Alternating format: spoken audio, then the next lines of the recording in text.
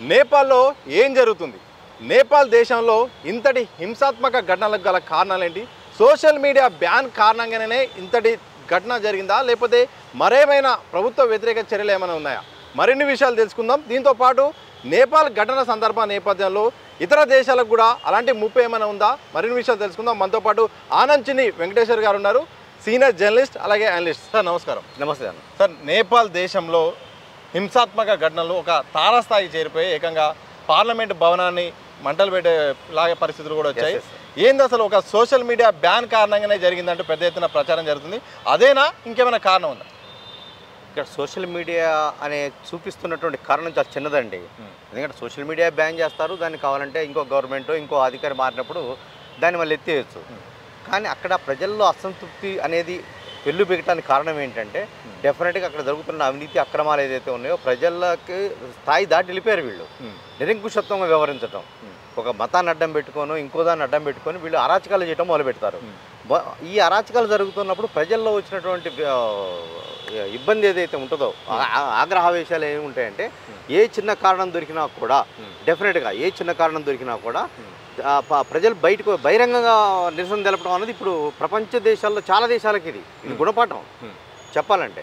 ఎందుకంటే మా ఇష్టరాజ్యం మేము ఉన్నప్పుడు మేము ఏదైనా చేస్తాము, ఇంకేదైనా చేయగలుగుతాం అన్నది ఎవరైనా అనుకుంటే అది ఇష్టరాజ్యంగా చేస్తే కుదరదు. అది దాని పర్యవేక్షణలో కారణం ఏంటంటే ఇప్పుడు ప్రధానమంత్రి అంటే నిన్నటి వరకు వచ్చినటువంటిది ఏదైతే ఉందో వార్తలు చూస్తే మాజీ ఉప ప్రధానమంత్రి భార్యను కూడా చంపే పరిస్థితి అన్నట్టు. అంటే ప్రజల్లో అంత ఆవేశం రావడానికి కారణం ఏంటంటే అక్కడ ఉన్నటువంటి అవినీతి అక్రమాలు అనేది ఒక కోణం కనిపిస్తుంది. రెండోది ఇది నేపాల్లోనే కాదు, మనం ఫస్ట్ శ్రీలంకతో స్టార్ట్ అయింది. శ్రీలంకలో చూసాం దేశాధ్యక్షుడు పారిపోయే పరిస్థితి వచ్చేసింది, బయటికి వెళ్ళిపోయే పరిస్థితి. అట్లే బంగ్లాదేశ్ కూడా చూసాం, పారిపోయి మన దేశానికి వచ్చి ఆశ్రమం పొందుతున్నారు. ప్రస్తుతానికి మనం చూస్తూనే ఉన్నాం హసీనా గారి గురించి.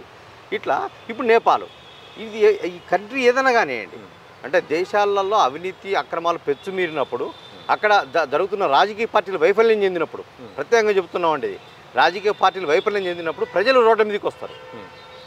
పార్టీల పరంగా జరగట్లేదు ధర్నాలు. ఇప్పుడు అది ఆల్మోస్ట్ ఆల్ నాకు తెలిసి మన న్యూస్ వచ్చేలోపు జెన్జీ అనే గ్రూపు ఆదేశాల నేపథ్యంలో నాయకత్వం నేపథ్యంలో ఇదంతా జరిగింది. ఆయన నాయకత్వంలో మొత్తం ప్రజల్ని కూడా మొత్తం భాగస్వామ్యం చేశారు. ఆయన వల్లే ఆ గ్రూప్ వల్లే అని కూడా జరుగుతుంది. ఆ గ్రూప్ వల్ల లేకపోతే ప్రజలందరూ అనుకుని చేసింది. ప్రజల్లో అది ఉంది, అసంతృప్తి అనేది ప్రజల్లో ఉండబట్టే దానికి వీళ్ళు యాడ్ అయ్యారు. ఇప్పుడు ఫర్ ఎగ్జాంపుల్ మన దగ్గర మనం చూస్తామండి, తెలంగాణ ప్రజలందరూ ఆకాంక్ష మేరకే, ఇది ఏ ఒక్కటి క్రెడిట్ కాదు. తెలంగాణ వచ్చిందంటే ఇచ్చినటువంటి వాళ్ళు క్రెడిట్ ఒక పార్టీ తీసుకుంటుంది, తీసుకొచ్చామని మీ చెప్పేటోళ్ళంతా వీళ్ళంతా కథలు రాజకీయ బొంకేవాళ్ళు తప్ప 1200 మంది పిల్లలు ఆత్మత్యాగాలు చేసి తెలంగాణ ఎట్లయితే వచ్చిందో అంటే ఇదంతా సమిష్టి కృషి. మనందరి పాత్ర ఉంది దాంట్లో. జర్నలిస్టుల పాత్ర, ప్రముఖంగా జర్నలిస్టుల పాత్ర, దీంట్లో యువత పాత్ర, విద్యార్థుల పాత్ర, త్యాగాలు చేసినటువంటి అమరవీరుల ప్రముఖ పాత్ర, వీళ్ళందరూ ఉండబట్టే వచ్చింది అది.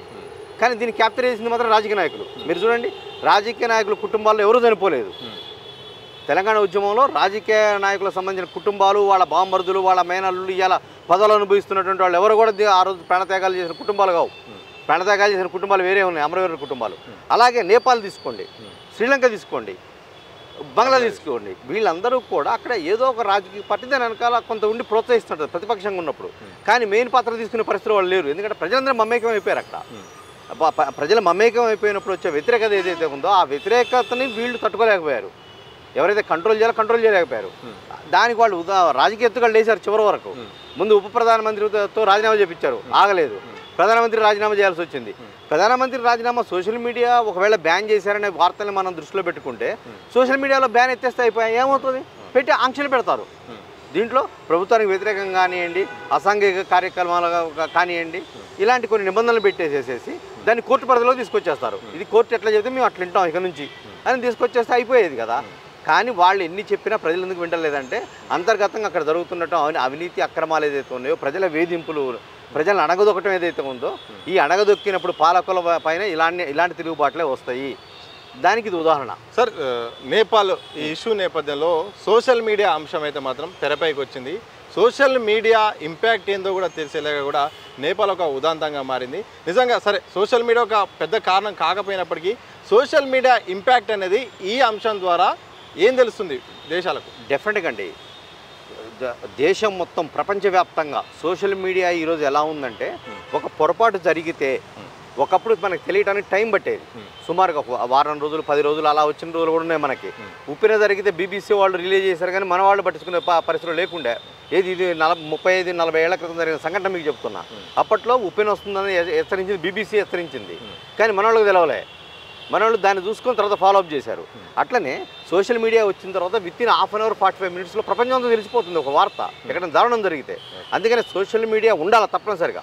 సోషల్ మీడియా ఉంటేనే ప్రజలు ఏదైతే వాళ్ళు వ్యక్తిగతంగా ప్రతి ఒక్క పౌరుడు ఈరోజు జర్నలిస్ట్ అయిపోయాడని చెప్పాలంటే, అనఫిషియల్ జర్నలిస్ట్. మీరు అఫిషియల్గా వాళ్ళు జర్నలిజం చేయకపోవచ్చు కానీ నాకు అన్యాయం జరిగిందని చెప్పుకునే అవకాశం సోషల్ మీడియా వేదికగా చెప్పుకోగలుగుతున్నాడు, చెప్పుకుంటున్నాడు. దాని మీద పరిష్కారం అవుతున్నాయి. దాదాపు 90% మన విషయాలను కూడా పరిష్కారం అవుతున్నాయి సోషల్ మీడియా వేదికగా.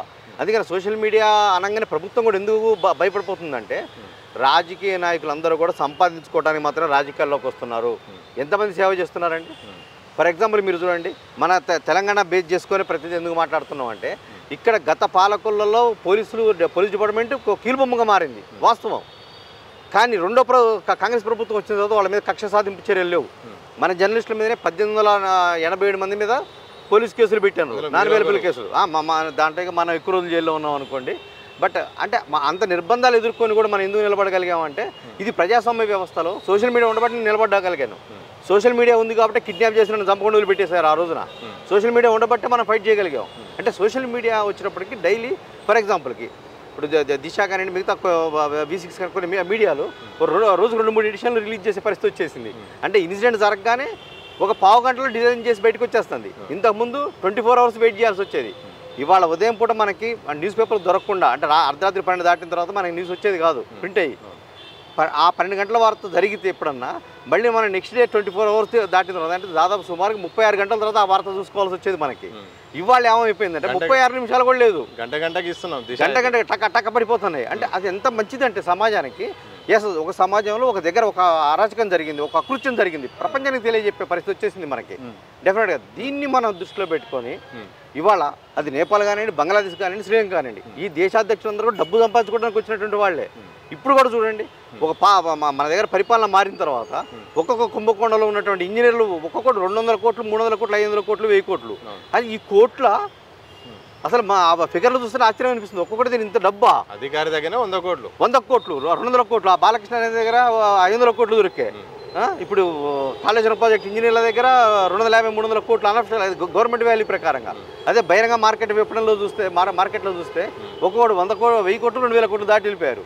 వీళ్ళే ఇంత తింటే అధికారులు అంటే చట్టబద్ధంగా ఒక అవినీతి నిరోధక శాఖ, విజిలెన్స్ శాఖ, CBI, ED ఇవన్నీ ఉన్నా కూడా వీళ్ళు ఇంత డబ్బు సంపాదించారంటే రాజకీయ నాయకులు ఎంత సంపాదించుంటారు. అందుకనే ఎప్పుడైనా సరే రాజకీయ నాయకులారా, మీరు తగినంతే సంపాదించుకోండి.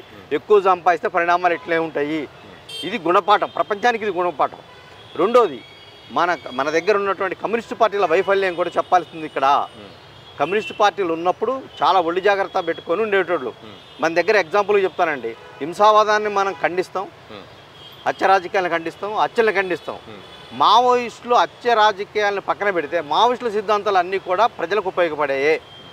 డెఫినెట్గా వాళ్ళ ఉద్దేశాలు మంచియే, కానీ దాంట్లో ఏమైపోయిందంటే వాళ్ళు హత్య రాజకీయాలు వైపు వెళ్ళేటప్పటికి, గన్ ఫ్యాషన్ వైపు వెళ్ళేటప్పటికి ఆ ఉద్యమం మీద ఉన్నటువంటిది. అంటే ఫర్ ఎగ్జాంపుల్కి మన దగ్గర ఉన్నటువంటి పరిస్థితి చెప్తున్నాడు. మావోయిస్టు ప్రభావిత ప్రాంతాలలో మన వాళ్ళు చర్చలకు వచ్చినప్పుడు వాళ్ళకి విన్నపాలు ఇవ్వటానికి వేలాది మంది వచ్చారు ప్రజలు. అంటే ఎంత ఇబ్బంది పడ్డారు ప్రజలు అన్న విషయం తెలుస్తుంది మనకి. అంటే ప్రభుత్వాలు వైఫల్యం చెందినప్పుడు హింసావాదం వైపు ప్రజలు వెళ్తారు డెఫినెట్గా. దీన్ని మనం కంట్రోల్ చేయగలగాలి డెఫినెట్గా. నాయకులు ఎందుకు కంట్రోల్ చేయలేకపోతున్నారంటే వాళ్ళే దొంగలు కాబట్టి. నిజాయితీగా ఉన్న అధికారులు, రాజకీయ నాయకులు అనండి, ఒక జయప్రకాష్ నారాయణ గారు, మన గుమ్మడి నరసయ్య గారు లాంటి నాయకులు, వీళ్ళు ఇలాంటి వాళ్ళ నాయకత్వం వహిస్తే ఆ ఉద్యమం ఎంచుకుంటే అలాంటివి నిస్వార్థపరులు, పుచ్చలపల్లి సుందరయ్య గారు, అంటే ఇట్లా వేల మీద లెక్క పెట్టగలిగే నాయకులు, రజబలి గారు, వీళ్ళందరూ కమ్యూనిస్ట్ పార్టీలో ఉన్నోళ్ళే. మళ్ళీ వాళ్ళు కూడా విచిత్రం ఏంటంటే, ఒకళ్ళిద్దరు బయట పార్టీల్లో నిజాయితీ పరులు కనిపిస్తారేం కానీ ఎక్కువ శాతం నిజాయితీ పరులు కమ్యూనిస్ట్ పార్టీలో ఉంటారు. కమ్యూనిస్ట్ పార్టీ వాళ్ళ వ్యక్తిగత స్వార్థాల కోసం బలి పెట్టబట్టి, వాళ్ళ వ్యక్తిగత స్వార్థాల వల్ల ఈ రాజకీయ నాయకులు పిచ్చిమిరి బాగా సంపాదించుకోవడం మొదలుపెట్టారు. అదే ఒక 25 ఏళ్ల క్రితం ఇట్లా సంపాదించే వాళ్ళ నాయకులు భయపడేవాళ్ళు, ఊళ్ళలోకి వెళ్తే అన్నలు వస్తారనే ఫీలింగ్ ఉండేది. ఇట్లా కమ్యూనిస్ట్ పార్టీ వైఫల్యం కూడా ఈ ప్రజా ఉద్యమాలు ఉద్రేకంగా పార్లమెంట్ మీద దాడికి వెళ్ళే పరిస్థితి ఏంటంటే, ఎర్ర పార్టీల వైఫల్యాన్ని కూడా మనం ఇక్కడ కూడా చూడాల్సిందే. సో మన దేశం పక్కన ఉన్న శ్రీలంకలో ఘటనలు జరిగినాయి, అలాగే బంగ్లాదేశ్లో జరిగినాయి, తాజాగా నేపాల్లో జరిగినాయి, నెక్స్ట్ ఇంకా సరిహద్దు దేశమైన పాకిస్తాన్లో ఇంకెక్కడైనా జరిగే అవకాశం ఉంది. అయితే అతిపెద్ద ప్రజాస్వామ్యమైన భారత్పై దీని ఇంపాక్ట్ ఏమైనా ఉంటుందా? ఒకవేళ ప్రజాగ్రహం వస్తే ఆ స్థాయిలో మన వ్యవస్థలు ఎలా ఉన్నాయి, మన పైన ఏమైనా ప్రభావం పడే అవకాశం ఉందా? లేదండి, భారతదేశంలో ఒక గొప్ప విషయం ఏంటంటే ఒక అద్భుతం భారతదేశం. ఎందుకంటే నేను చాలా దేశాలు తిరిగి వచ్చాను కాబట్టి చెప్తున్నాను సార్. నేను భారతదేశం ఎందుకు అద్భుతం అంటే, భారతదేశంలో ఒక పార్టీ అంటే ఎగ్జాంపుల్గా చెప్తున్నానండి, ఈ సోషల్ మీడియా యాక్టివిటీ భారతదేశం మీద ప్రభావం జరగబోయే పరిణామాల గురించి మనం ఆలోచిస్తే నిర్భయ కేసు తీసుకోండి. నిర్భయ కేసు యాక్చువల్గా స్టార్ట్ అయిపోయింది ఎప్పుడంటే డిసెంబర్ ఎండింగ్లో స్టార్ట్ చేశారు. సోషల్ మీడియా వల్లనే నిర్భయ కేసులో నిందితులకు శిక్ష పడ్డదన్నది వాస్తవం, ఉరి శిక్ష పడ్డదన్నది కన్ఫామ్గా. అది ఇంకెవరు కాదు. అది దాని వెనకాల రాజకీయ పక్షాలు ఉన్నాయన్నది వేరే విషయం. ఎందుకంటే అంతర్గతంగా వాళ్ళు ఉంటారు కాబట్టి ఎక్కడో దగ్గర వాళ్ళ మూలాలు ఉంటాయి. కానీ ప్రజలకు ఏమైపోయిందంటే తప్పు జరుగుతుంది, తప్పు జరిగింది అని ప్రజలు గ్రహించి వాళ్ళ రోడ్ల మీదకి వచ్చే పరిస్థితి వచ్చేసింది, ఢిల్లీ కానీ ఇంకా మిగతా దగ్గర కానీ. కానీ అది అమానుషమైన సంఘటన. దాని మీద ప్రపంచం మొత్తం కూడా ఎదురు చూసింది తీర్పు గురించి. సరే, ఒక ప్రధాన నిందితుడు ఒక అతనేమో ముందే సూసైడ్ చేసుకుంటే తర్వాత మిగతా వాళ్ళకి ఉరిశిక్ష పడ్డది. తర్వాత అమలుకి రకరకాల అడ్డంకులు, న్యాయపరమైనటువంటి చిక్కులు అన్నింటినీ కూడా తీసుకొని చివరికి వాళ్ళని ఉరితీయడం జరిగింది. సోషల్ మీడియా వచ్చి భారతదేశంలో ఏంటంటే మంది ప్రజాస్వామిక దేశం కాబట్టి ఒక రాజకీయ పార్టీ ఎప్పుడైతే పెచ్చుమిల్లి వాళ్ళ పరిధులు దాటి వ్యవహరిస్తారో ప్రజలు ప్రజాస్వామ్యయుతంగా దెబ్బేసే అవకాశం ఉందండి. దెబ్బేస్తున్నారు కూడా ఎక్కడ పడితే అక్కడ. ఇప్పుడు ఒక గవర్నమెంట్ వచ్చిందండి, ఆ గవర్నమెంట్ మామూలుగా మార్చలేము. వేరే దేశంలో అయితే మళ్ళీ బీఆర్ఎస్ గవర్నమెంట్, ఎందుకంటే ఒక కార్లకు అద్దె కట్టలేని పరిస్థితి నుంచి ఇవాళ రెండో అత్యధిక లార్జెస్ట్ ధనిక పార్టీగా వెలుగుందంటే వాళ్ళు ఎన్ని డబ్బులు ఎన్ని కుంభకోణాలు చేస్తుంటారు. మనం మామూలుగా ఆలోచిద్దాం కామన్ మ్యాన్ లాగానే. అంటే ఇన్ని వందల కోట్ల డొనేషన్స్ ఎందుకు ఇచ్చారంటే ఇప్పుడు కార్లెస్కి అది కార్ రేస్ గురించి బయటపడ్డది, కిట్ ఫ్రోకో అంటారు, 600 కోట్లు లాస్ అయింది అంటారు ఇప్పటికే. అంటే వీళ్ళు అధికారంలో ఉండి చేసే ప్రతి పనికి ఎక్కడో దగ్గర అడ్డుకట్ట ప్రజాస్వామిక దేశంలో భారతదేశంలో అడ్డుకట్ట వేసే ప్రయత్నం ఉంది. ఇప్పుడు బీజేపీ కూడా వాళ్ళ ఇంట్రెస్ట్ కొద్దీ ఎక్కడో దగ్గర ఈడీ కానీ సిబిఐని ప్రవేశపెట్టినా ప్రజా వ్యతిరేకత తగ్గుతున్నారు. ఇంకో కోణం చూడండి, సిబిఐ అవినాష్ రెడ్డిని అరెస్ట్ చేయలేకపోయింది ఆ రోజు వాళ్ళ గవర్నమెంట్ ఉండబట్టి. ఇవాళ పరిస్థితి ఏంటి? మన మార్పు రాబట్టి అక్కడ జరుగుతుంది. అందుకని మన భారతదేశం చాలా సుభిక్షంగా ఉంటుంది. రెండోది ప్రజలు చాలా విజ్ఞతతో, ఎందుకంటే ఇక్కడ అనేక మతాలు కులాలు మమేకమైనటువంటి మన వ్యవస్థ ఇది. దీంట్లో ఒక స్వార్థపరులు ఉంటారు డెఫినెట్గా, ప్రతి దగ్గర ఉన్నట్టుగానే స్వార్థపరులు భారతదేశంలో కూడా చాలా స్వార్థపరులు ఉంటారు. వాళ్ళకు కారణం ఉంటుంది, రాజకీయపరమైన ప్రేరణ ఏదో ఉంటుంది. కానీ ప్రజలకు మాత్రం అట్లా ఏముండదండి. ప్రజలందరూ కూడా చాలా బాగుండాలని కోరుకుంటారు. ఎందుకంటే ఒకే రోజు హిందూ పండుగ వచ్చినా, ముస్లిం పండుగ వచ్చినా, అదే రోజు క్రిస్టియన్ పండుగ వచ్చినా కూడా మనందరం కూడా ప్రశాంతంగా ఆ పండుగలు జరుపుకునే అవకాశం ఉంది. ఊరేగింపులు జరుపుకునే అవకాశం ఉంది. మసీదులో ప్రార్థనలు జరుపుకుంటారు. అదే రోజున హిందూ మతానికి సంబంధించినటువంటి ఊరేగింపులు జరుగుతాయి. కానీ ఎక్కడ గొడవలు జరిగే పరిస్థితి ఉండదు. దాని వెనకాల ఏ రాజకీయ పక్షమో స్వార్థపరుడో ఎవడో ఉంటే తప్ప, ఏ విధవ ఉంటే తప్ప ఎవరు కూడా రెచ్చిపోయే పరిస్థితి లేదు. భారతదేశం చాలా బాగుంటుంది.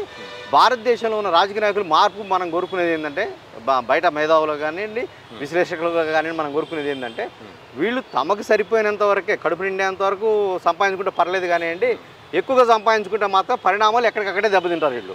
Okay, thank you. ఇది మొత్తంగా ప్రజాగ్రహం తలుచుకుంటే ఏమైనా చేస్తూ ప్రజలు ఒక స్థాయి వరకే వాళ్ళు ఆలోచించగలరు, ఒక స్థాయి వరకే చూడగలరు. కానీ ప్రభుత్వాలు నియంతృత్వ ధోరణితో పోతే మాత్రం నేపాల్ లాంటి ఘటన ఎక్కడైనా జరుగుతుంది. నేపాల్లో మాత్రం కేవలం సోషల్ మీడియా ప్రభావం మాత్రమే కాదు, సోషల్ మీడియాతో పాటు అక్కడ ప్రజా వ్యతిరేక కార్యక్రమాలు ప్రభుత్వాలు చేయడం ద్వారా ప్రజలందరూ ఏకమయ్యారు. ఇది అన్ని దేశాల్లో కూడా వర్తిస్తుంది. తస్మాత్ జాగ్రత్త అంటూ ఆనంద్ చిన్ని గారు చెప్తున్న సందర్భం అయితే కనిపిస్తూ ఉంది. చూస్తూనే ఉండండి దిశా టీవీ.